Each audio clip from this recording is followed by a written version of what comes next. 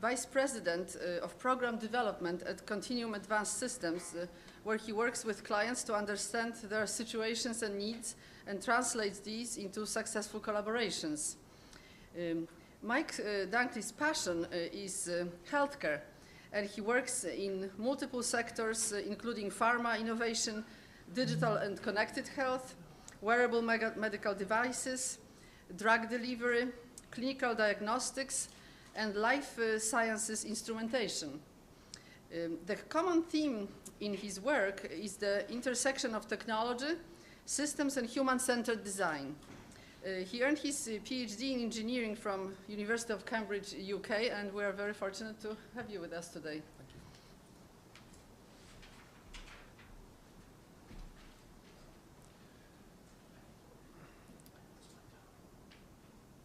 So, morning, everybody.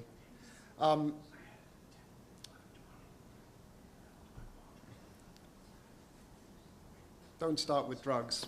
When we think about healthcare as a design problem, then our starting point shouldn't necessarily be drugs, but they're a hugely important part of our healthcare system and constitute a large proportion of the annualized spend. Prescription drugs in the US account for over $300 billion of annual expenditure. And it's interesting when we think about design, just to take a step back and look at the way the pharma industry has evolved and is evolving.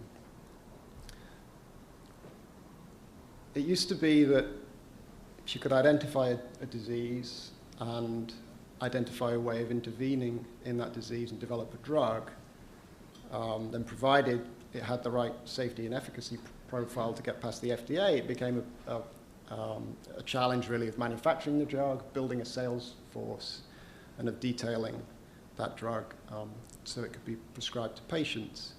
But of course, pharma's undergone a huge amount of change over the last decades, and a lot of that has been competition, the rise of generic medicines, competition in between branded molecules. And there's been an increasing focus on the patients and thinking about their needs beyond the medication. So, for instance, the improvement of delivery systems. So in injectables, the move from a vial of medicine that you have to reconstitute yourself through pre-filled syringes, through auto-injectors, and then reformulating and dosing. So for orals, maybe sustained release formulations, or for injectables going from a once daily to a once monthly. And then as companies have been looking at their patients more closely, acknowledging this challenge of compliance, and I've used that word deliberately because we've heard it in a more patient-centered description of adherence this morning. But compliance, the idea that patients were not doing their bit and that there needed to be some kind of intervention to help people remember to take their dose, to take the correct amount of dose, and to persist with the therapy. And then more recently, as partly enabled by technology, but really driven by a need to help patients with their therapy in a greater way, there's been a focus out on support systems, so online disease communities, or systems that help maybe monitor someone's adherence with their medication regimen and intervene in a way that supports that. But pharma companies are struggling with this. Partly it's technological capabilities, that, they're set up to develop, manufacture, and sell drug rather than to manage patients. And partly it's a regulatory challenge that even if you can do this, it's difficult for pharma companies to engage directly with their patients in a way that allows them to be effective. And then, finally, we're seeing an increasing influence on what the industry is calling companion diagnostics. So the idea that maybe you can improve safety efficacy of a current drug or reinvigorate your pipeline by looking for a more targeted application. And I have particular problem with this because it's a companion diagnostic, not with the idea, it's obviously a great idea, but with the language. that somehow this companion diagnostic is serving the needs of the drug, where in effect, really, we should be serving the needs of the patient. And so when you think about design then, and especially when you think about patient-centered design, then it has to start with a well-defined problem. And for me, good design then it starts with a definitive diagnosis, which means that we understand very well the underlying disease or predisposition to a disease, but also we understand the person, the individual, the fact that no two people are the same, even if they had the same genotype and the same precise disease, they're not the same when it comes to values, their motivations, their mental model with how they relate to that disease. And so good design should acknowledge both of those. And therefore, if we define the problem well, then we can explore the solution space in a more intelligent way and select the best option. So when I think of healthcare from a design perspective, then this is what's at the middle for me. It's a person, and it's a definitive diagnosis. And I think we're on the verge with advances in technology of being able to make a more accurate and earlier diagnosis of diseases than we ever have before. So this will provide the foundation, and so back to drugs, for targeted therapeutics, designer drugs if you like, but really driven from the underlying diagnosis. And you might even call them companion therapeutics if we wanted to try and change the language of the industry. And then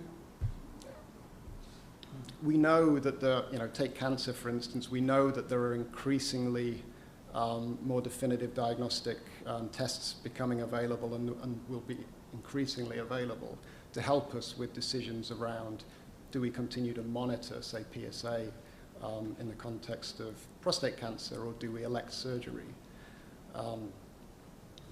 And so diagnosis in this area will help us make intelligent decisions between, do we intervene with a chemotherapeutic agent, or do we wait and see? I'm acknowledging behavior change here. I wasn't going to dwell on it because I knew that Joe would focus on that area. But this is an increasingly important area, again, at which diagnostics is at the heart. If you can intervene and change someone's habits, then maybe you can make them less dependent on a therapeutic intervention. And this is really interesting for me, the area of preventative care. We're on the verge of being able to diagnose people's predisposition to a disease. So this is pre-symptom. This is pre any understanding that someone might be susceptible to disease, but through the genetic understanding, we may be able to identify someone that's at high risk for developing, say, type 2 diabetes.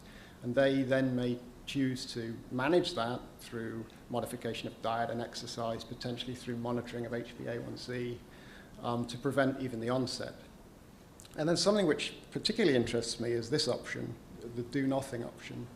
I think too often in healthcare, there's an assumption that we have to do something, whereas a definitive diagnosis, say, of an underlying genetic disorder can have huge value, even if there is no ability to respond to that medically.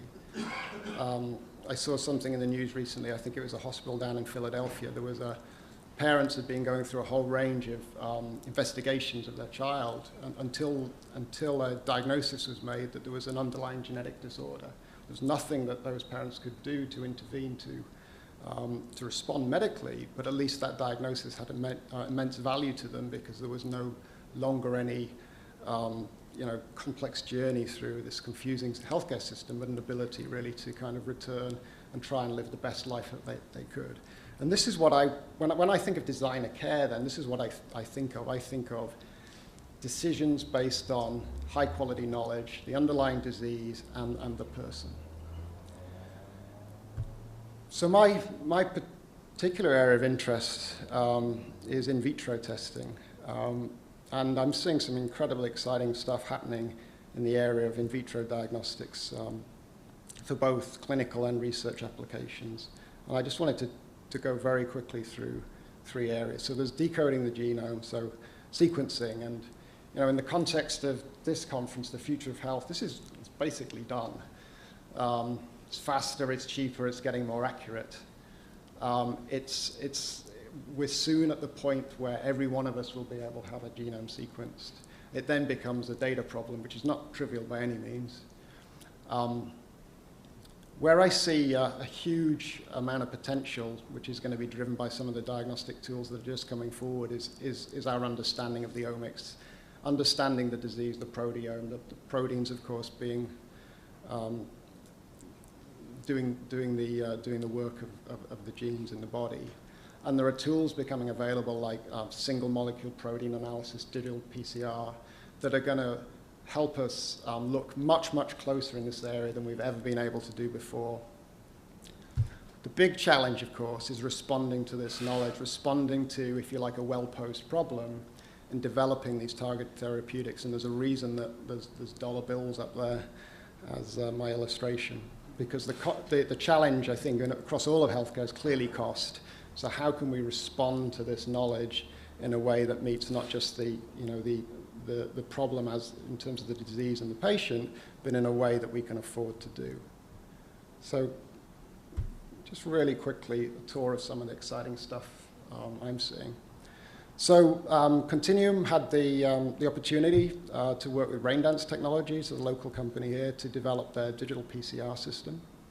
So digital PCR, I'm sure at least some of you will know, is a highly sensitive technique for the specific detection of DNA and RNA. And the idea really is if you take a sample containing DNA of interest, in Raindance's case, split it up amongst millions of individual droplets, then you can amplify the contents of each droplet in an aggregate way through standard PCR technique.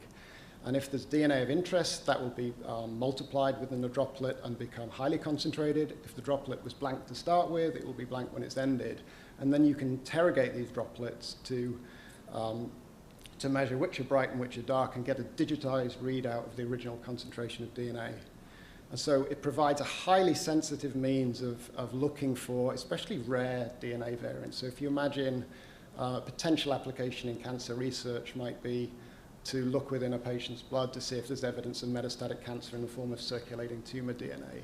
These tools are going to be able to look for DNA at the level of sort of 1 in 250,000. That's 3 orders of magnitude more sensitive than previously available technology. There's a Boston theme here, so another local company, Quanterix. So proteins, our ability to understand the proteome has been limited by our ability to measure the presence of proteins. Quanterix has developed an incredibly interesting technology which allows for specific binding to capture proteins of interest, and then the capture of those proteins in hundreds of thousands of individualized wells, and they can be interrogated using a bundled fiber optic array. And what that means is that you can detect the fluorescence of a single binding event. And across then these hundreds of thousands of wells, you have the ability to detect where there's a binding and where there's not. And again, what used to be an analog measurement is now a digital measurement with up to 1,000 times more sensitivity. So if we recognize that right now there are only assays for only a few % of known mammalian proteins, we're able to look 1,000 times closer. And so these are the sorts of tools which are going to really drive our knowledge of disease mechanisms in the future. This is perhaps the most exciting thing I've seen in a long time, again in Boston at the Wyss Institute. And really is a technology aimed at the challenge of developing drugs and the cost and risk structure of that. So people may or may not be familiar with this, but the program's a 5-year program, organ on a chip. The idea in one of the early examples is take a human lung. What if we could take cells from that lung cells, capillary cells, and lay them out on a microfluidic chip? If you have a membrane, one side of the membrane is lung cells, the other side of the membrane is capillary cells. You flow air over the lung side, blood over the capillary side. Then you have the basis of air exchange between air and the blood. The really interesting thing here is the membrane is cycled. So it's not only just biologically representative of a lung, but it's physically. So it's stretched back and forth with a rhythm of breathing. And this apparently is important to replicate the cell function. And they've done some really exciting early tests. So one is to flow bacteria in with the air on the air side and white blood cells on the blood side. And they've been able to show in an in vitro model white blood cells migrating through the capillaries, through the membrane, through the lung cells, and engulfing the bacteria on the other side. So that's an example of disease mechanism at play, immune response to that. Another example is putting interleukin-2 as a cancer therapeutic into the bloodstream, known to have side effects like pulmonary edema. They've been able to show the migration of fluid from the blood side to the air side and a buildup of fluid on that side, and even clotting of blood on the lung side, both symptoms of pulmonary edema. So an ability for an organ on the bench to replicate some of the things we see as side effects with treatment. So it doesn't stop here. The idea is to do up to 10 different organs, to be able to connect these organs into a human on a chip, if you like. And you can imagine that, you know, when you start layering in genetic information, that there's potential to have even, you know, homologous human systems on the bench that we can do rapid, lower cost experiments with, at least in a preclinical way. So the future, as I see it, really is enabled by some of these technologies. It's knowing more precisely. It's knowing more about the underlying disease or predisposition to disease, and it's also knowing more about the person and their motivations. We're about to have unprecedented knowledge of genetics and disease mechanisms, and rightly, therefore, a demand for better treatment options. And the challenge for the industry then is, how do we develop the best options for patients? So based on safety and efficacy, but also desirability. And how do we do that in a cost-effective way? So I'll leave you with that thought. It's not a simple challenge. Thank you.